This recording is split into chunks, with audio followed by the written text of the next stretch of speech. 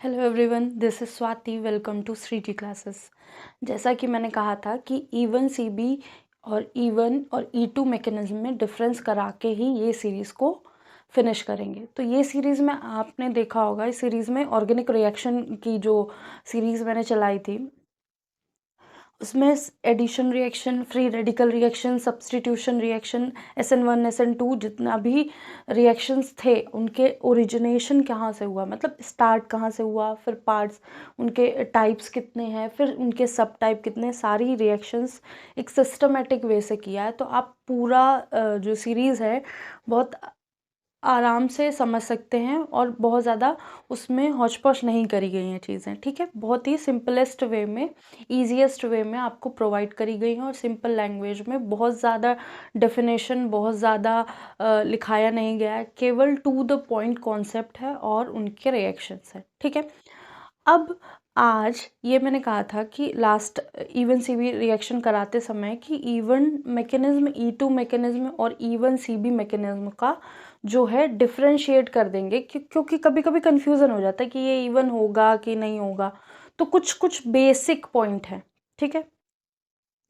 और जैसा कि आप सबको पता है कि होली पे जनरल साइंस की एक सीरीज़ स्टार्ट करी थी जो ऑल गवर्नमेंट एग्ज़ाम्स के लिए है, SSC के लिए है, UPSC के लिए है, रेलवे के ग्रुप डी के एग्ज़ाम हैं, टीचिंग एग्ज़ाम्स हैं, उनमें जितना भी जनरल साइंस पूछा जा रहा है वो सारा किया जाएगा। ये सीरीज़ ख़त्म होने के बाद हम 11th-12th का जो नीट और गेट और 12th से रिलेटेड है वो पूरा, मतलब बोर्ड से रिलेटेड है वो पूरा स्टार्ट कराएंगे नेक्स्ट वीक।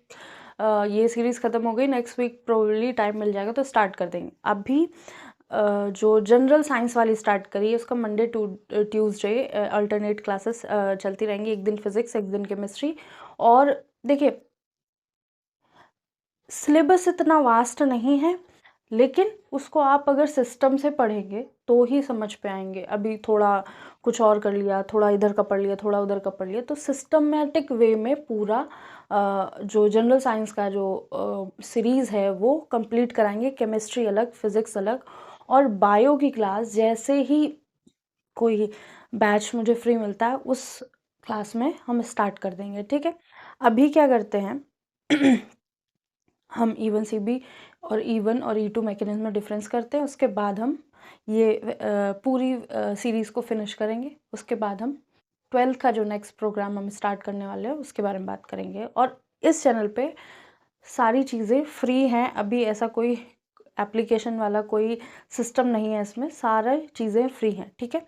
और सारी चीज़ें बिल्कुल जेन्युइन वे में कराई जा रही हैं, कोई भी फालतू चीज़ें नहीं कराई जा रही हैं, ठीक है? जो आपको आए ना और किसी भी चीज़ से मतलब ना हो तो वो नहीं कराई जाएंगी, सारी टू द पॉइंट होंगी, ठीक है? स्टार्ट करते हैं।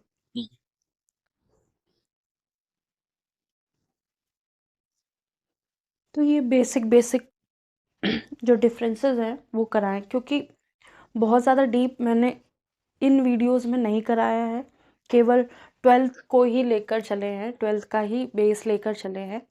तो हायर लेवल इन रिएक्शंस में नहीं कराया है या बहुत ज़्यादा एक्सेप्शंस नहीं कराए, ठीक है? तो इसलिए जो बेसिक डिफरेंस है केवल वही कराएंगे, जो हाई इनके और भी ज़्यादा डिफरेंसेस है वो नहीं कराए। अब जो 12th वाला सीरीज़ लेके आएंगे उसमें हम सारी चीज़ें बेसिक टू हाई लेवल करेंगे, जिसमें नीट और जेई का भी कवर करेंगे सारी चीज़ें, ठीक है? स्टार्ट करते हैं। E1 मैकेनिज्म क्या है? E1 mechanism two step mechanism है। टू स्टेप मैकेनिज्म है, पढ़ लिया था हमने। पहला क्या होगा, फर्स्ट स्टेप में लीविंग ग्रुप लीव कर जाएगा, कार्बोकेटायन बनेगा, कार्बोकेटायन बनेगा, तब क्या होगा, सेकेंड स्टेप में बेस हाइड्रोजन को रिमूव कर लेगा। तो ये दो स्टेप होंगे। E2 मैकेनिज्म क्या थी, केवल बिल्कुल SN2 जैसा था। इसमें क्या था, साइमल्टेनियसली लिविंग ग्रुप लीव कर रहा था, जैसे ये है ऐसा कुछ, तो इसमें X है और ये H है, ये अल्फा, ये बीटा H है, तो लिविंग ग्रुप लीव करता जा रहा था और ये भी लीव करता जा रहा था और साइमल्टेनियसली चीज़ें हो रही थी सारी, ठीक है? तो यहाँ पे फिर उसके बाद ओलेफिन बन रहा था या डबल बॉन्ड बन रहा था। E2, सॉरी ये मैंने E3 लिख दिया है। E1 CB मैकेनिज्म जो है, E1 CB मैकेनिज्म वो क्या है,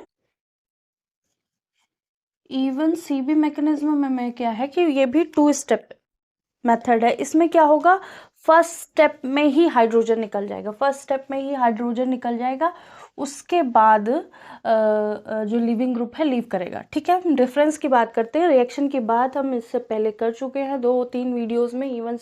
इवन का अलग है, E2 का अलग है, इवन सीबी का अलग है मैकेनिज्म। ठीक है, तो फर्स्ट स्टेप इवन में क्या होगा, 2 स्टेप मैकेनिज्म है, इसमें 1 स्टेप मैकेनिज्म है, इसमें 2 स्टेप मैकेनिज्म है। ठीक है, 2 स्टेप रिएक्शंस है। अब इवन में सबसे पहले कार्बोकेटायन बनेगा, मतलब फर्स्ट स्टेप में लिविंग ग्रुप लीव कर गया है ना, तो कार्बोकेटायन बनेगा।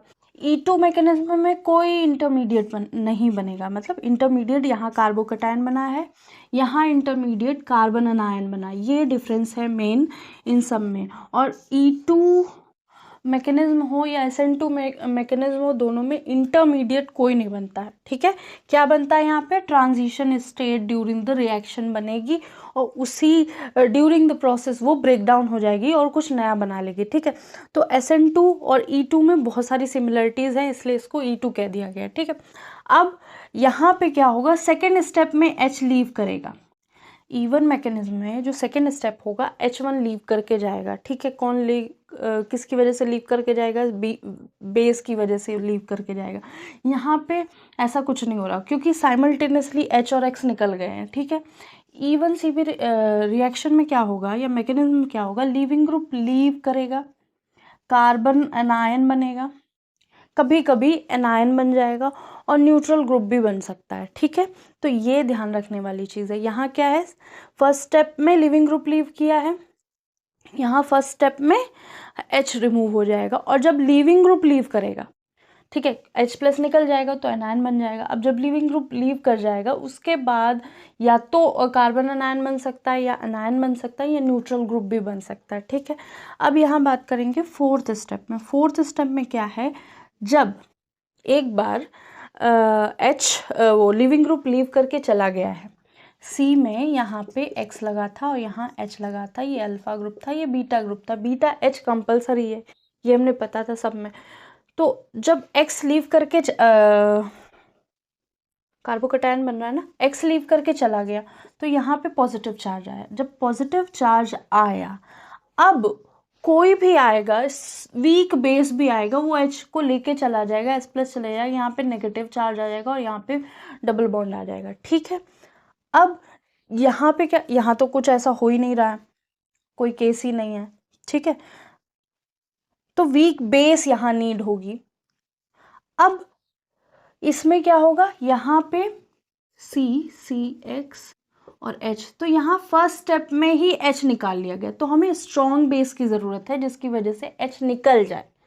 ठीक है, जब H निकल जाएगा तो स्ट्रॉन्ग बेस की ज़रूरत है। अब यहाँ क्या बन रहा है, नेगेटिव चार्ज, तो ये कार्बन अनायन है। जब लीविंग ग्रुप लीव करेगा, leaves carbon anion either as anion, leaving group या तो ऐसा एज अ अनायन लीव करके चले जाएगा, या न्यूट्रल ग्रुप करके के उससे चला जाएगा, तो यहाँ पे डबल बॉन्ड आ जाएगा। ठीक है, अब यहाँ पे वीक बेस की नीड होती है H को रिमूव करने के लिए सेकेंड स्टेप में। यहाँ फर्स्ट स्टेप में ही बेस को स्ट्रॉन्ग बेस की ज़रूरत होती है H को रिमूव करने के लिए, क्योंकि ये साइमल्टेनियस प्रोसेस हो रहा है। जैसे जैसे X निकलेगा वैसे वैसे H भी निकलता चला जाएगा। ठीक है, तो ये अगर ऐसा नहीं होगा, स्ट्रॉन्ग बेस नहीं होगा, तो क्या होगा कि हो सकता है कि कुछ मतलब रिएक्शन प्रॉपरली ना हो उस तरह से जैसा हम डिज़ायर करते हैं। यहाँ पे स्ट्रॉन्ग बेस यूज़ होगा और H को पहले ही हम स्ट्रॉन्ग बेस यूज़ कर लेंगे, जिसकी वजह से फर्स्ट स्टेप में ही H निकल जाएगा। तो ये हैं 4 डिफरेंस जो हमने देख लिए हैं। अब 4-5 और डिफरेंसेस हैं, वो हम और देख लेते हैं। पहले आप ये लिख लीजिए या स्क्रीनशॉट ले लीजिए। देखिए, ये रिएक्शन बहुत जो जैसे पूछी जाती है ना, रिएक्शन बहुत ज़्यादा कौन सी पूछी जाती, तो सबसे common most common reaction E2 है।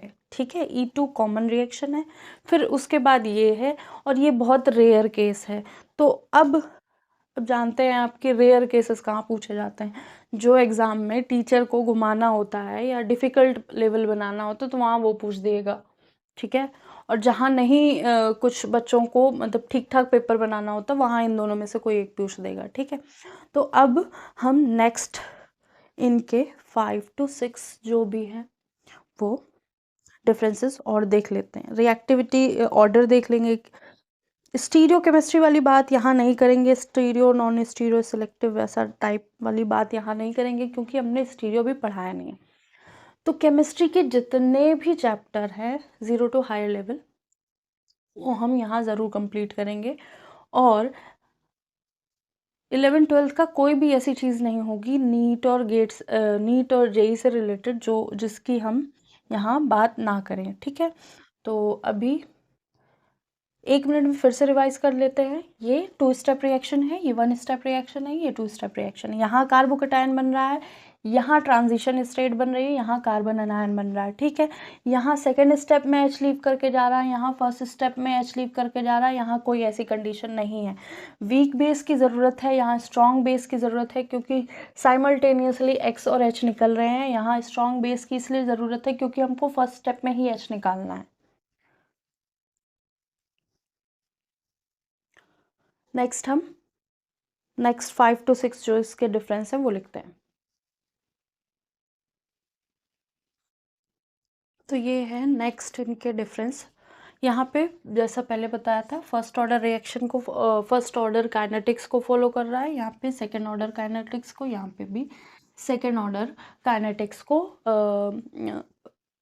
फॉलो कर रहा है रिएक्शन, ठीक है। रिएक्टिविटी ऑर्डर क्या है, 3 डिग्री जो स्टीरियोकेमिस्ट्री होगी कंपाउंड की वो ज़्यादा रिएक्टिव होगी देन 2 डिग्री देन 1 डिग्री, तीनों में वही फॉलो होगा, ठीक है। इसलिए इनके जो प्रोडक्ट है यहाँ पे सेटजेफ प्रोडक्ट बनेगा, यहाँ पे सेट कभी कभी सेटजेफ बनेगा, कभी कभी हॉफमैन प्रोडक्ट बनेगा, और यहाँ पे हमेशा हॉफमैन प्रोडक्ट बनेगा। ये सेटजेफ और हॉफमैन मैंने इस सीरीज़ में नहीं कराया है, लेकिन अब जो न्यू आएगा जिसमें मैं ऑर्गेनिक कराऊंगी उसमें ये ज़रूर करा दूंगी, ठीक है। अभी यहाँ नहीं कराया तो इसकी हम ज़्यादा बात नहीं करेंगे, ठीक है। बस हमें पता है कि प्रोडक्ट कैसे बनने हैं। फिर है यहाँ पे जो इवन मैकेनिज्म है वहाँ पे पोलर प्रोटिक सॉल्वेंट, ऐसे पोलर सॉल्वेंट जिनके पास हाइड्रोजन एटम है वो इंक्रीज कर देंगे रेट ऑफ द रिएक्शन, ठीक है। या जो E2 में है जो पोलर सॉल्वेंट हैं वो डिक्रीज करेंगे रेट ऑफ द रिएक्शन, ठीक है। इवन सीबी मैकेनिज्म है उसमें क्या है, polar aprotic solvent, polar solvent ऐसे जिनके पास H की कमी है वो रेट ऑफ द रिएक्शन की रेट को इंक्रीज करेंगे, ठीक है। तो ये बेसिक से डिफरेंसेस है।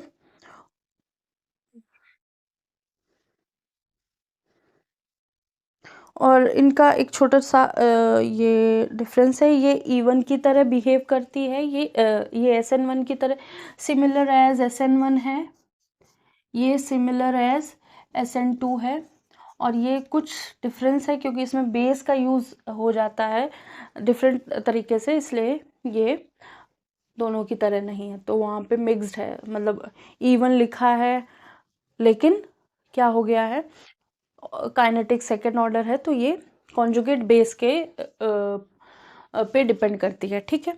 तो ये रिएक्शन SN1 की तरह है, ये SN2 की तरह है, वो सबसे अलग है। सबसे ज़्यादा कॉमन रिएक्शन ये है, उसके बाद ये है, और बहुत रेयर रिएक्शन वो देखी जाती है।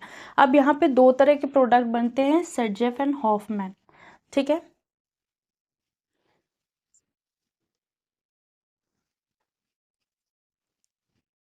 ये E2, E1 और E1 CB का डिफरेंस हो गया। तो आई होप आपको ये सारी चीज़ें समझ में आ गई होंगी। ये सीरीज़ हम यहीं फिनिश करते हैं, और अब जो नया लेकर आ रहे हैं वो है हमारा 11th-12th का केमिस्ट्री, प्योर केमिस्ट्री। वो कॉन्टिन्यूस क्लासेस चलेंगी, वो 12th के बोर्ड के पर्पज़ से भी बहुत ज़्यादा कंपलसरी होंगी, और क्या कहते हैं नीट और जेई के बेसिस से, तो सारे 0 से हायर लेवल तक चलेंगी। कोई भी ऐसी चीज़ नहीं होगी जो अनइम्पॉर्टेंट है, हो सकता है कम इम्पॉर्टेंट हो या फिर हर चीज़ को बहुत ज़्यादा एग्जैजरेट नहीं किया जाएगा, चीज़ें टू द पॉइंट होंगी और आपके बोर्ड और नीट और जेई के लिए बहुत इंपॉर्टेंट होंगी। आई होप आपको ये सारी चीज़ें समझ आ गई होंगी। अब ये सीरीज़ ख़त्म हो गई है तो 11th-12th की जो मेन जो टॉपिक वाइज चलेंगी वो एनसीईआरटी बेस्ड और रहेंगी ज़्यादातर, क्योंकि एग्ज़ाम ओरिएंटेड रहेगा। तो सारी जो स्टार्ट करेंगे वो होप 15 अप्रैल के बाद स्टार्ट कर देंगे। ठीक है, आज के लिए इतना ही। लाइक एंड सब्सक्राइब ज़रूर कीजिएगा। Thank you.